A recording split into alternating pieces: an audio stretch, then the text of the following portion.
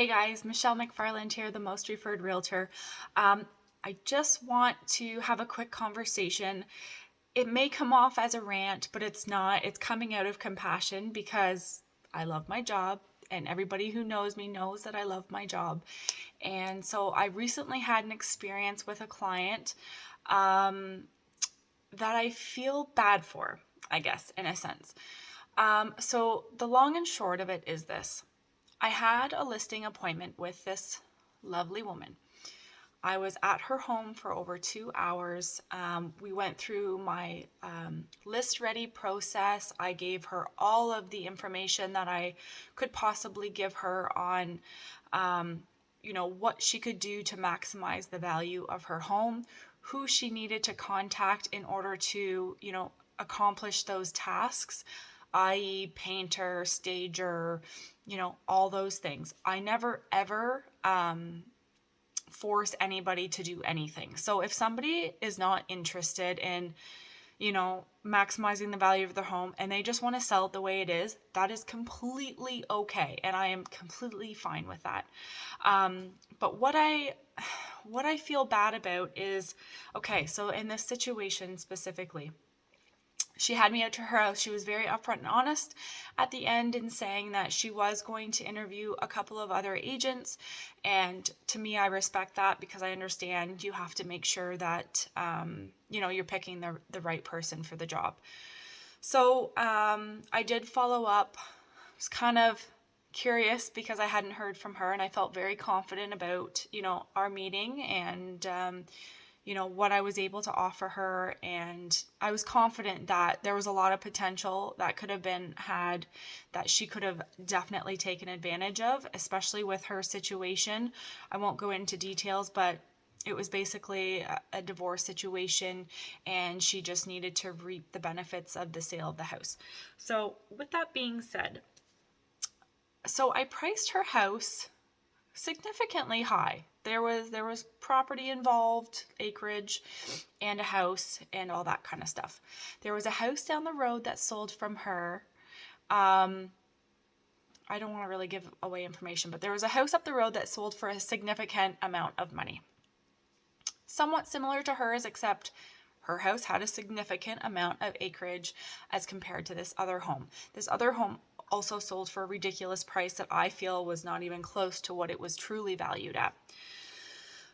So with that being said, she decided she was going to go with a discount brokerage. To each their own, I understand. But here's where I feel bad in this situation. Not only did I felt mind blown when I saw it listed for the price that I saw it listed at, which was very minimal over the house down the road. Like it was like $20,000, listed $20,000 more than the house down the road, which had, I believe, 2 acres. She had over 30 acres.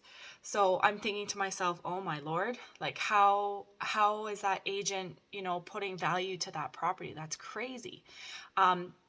Secondly, I felt, and I told her that I felt her home was worth 100,000 more than what she listed it at.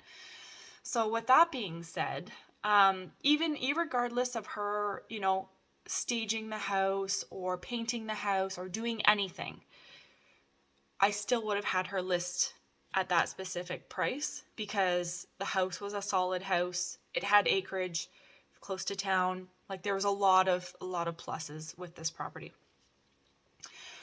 When I saw it listed for what I saw it listed at, I was thinking, what on earth?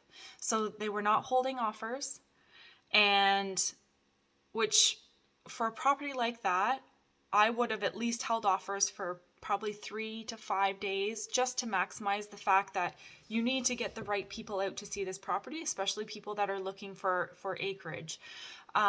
So sorry, I know I'm going on a long time, but the long and short of it is she did end up selling the property. She sold it in 2 days for $50,000 more than what it was listed at. Now, if you recall me saying what I would have listed it at, which was $100,000 more than what it was listed for, and it likely still would have went over list. So the moral of the story is here, you get what you pay for, because this discount brokerage did not care about the interest of ensuring that the right buyers and a good number of buyers got to view the property before it was sold. Not only that, but she would have paid this brokerage to list her home on MLS. I do that for free. Thirdly, she left a ton of money on the table. Now, I'm not saying I'm 100% correct in saying that she would have gotten 150 over or 50 over what I was going to have her listed at. Nobody actually knows. But I am very strongly confident that she would have at least gotten what we would have been asking, which would have been $50,000 more than what she listed at. So with that being said, when you try to save money because you're afraid to pay a realtor full commission because you don't feel that their services are worth what you're paying, this should be a very good, clear example that it sometimes is, most times, 99.9% of the time, it is worth your while and worth your money to hire a professional who knows what they're doing and does not care for a quick sale.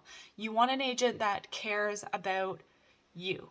Not how fast I can sell your house and not for how much I can sell your house, but for you, and what your objective is what my objective should be. And I know that in this particular situation, money was a factor because she wouldn't have hired a discount brokerage if money wasn't a factor. So the fact that she could have potentially made an extra $100,000 for an extra, I don't know, $5,000-$10,000 in commission or something like that, which I don't get fully. I split that with the other agent. But what is the difference there? Several tens of thousands of dollars could have been made on her behalf if she would have worked with an utmost professional realtor who actually cared about her well-being and her future. So I guess the long and short of it is you get what you pay for.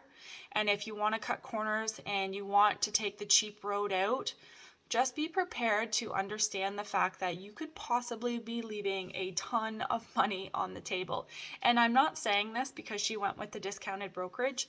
To each their own, and you know what, maybe I wasn't a good fit personally and my personality maybe didn't fit well with hers, but just make sure that you get the feeling that your realtor is just not out for another deal under their belt, and they're just not out for a quick buck, because the fact that house sold in 2 days, if she just would have waited another couple of days, that couple of days could have been a significant amount of money more in her pocket, $50,000, $100,000.